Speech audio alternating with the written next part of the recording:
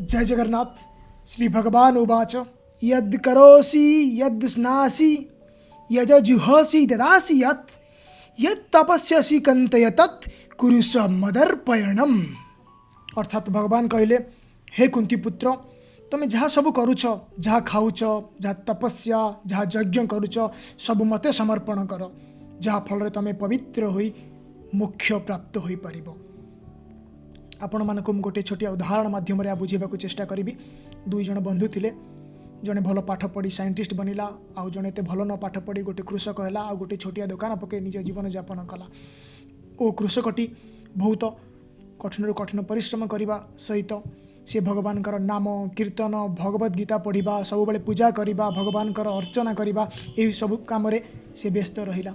आउ जीवन में से बहुत शांति आउ प्रेम ताकू प्राप्त होला।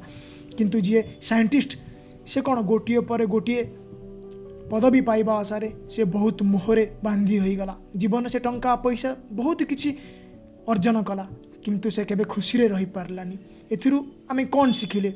एथिरु आमे शिखिले जे जो सब कर्म होउची भगवान को समर्पण जदि करी आमे कर्म करिबा ताहाले कौन हबो?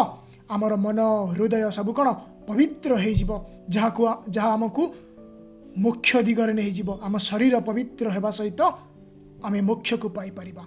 ये सब संभव हो पारिबो केवल भागवत गीता द्वारा। आपण गोटे भागवत गीता निज घरे रखंतु, निजे यार ज्ञान आहरण करंतु और आपण घरे समस्त को ज्ञान को प्रदान करंतु। देखिबे आपण जीवन कौन खुशी रे भरी जीवो ओ आपण जीवन प्रेम और भक्ति रे भरी जीवो। अर्थात जो कर्म भक्ति सहित करा जाए और भगवान को समर्पण करे कि करा जाए, से कर्म होची प्रकृत कर्म। हरे कृष्ण, हरि बोल, राधे राधे।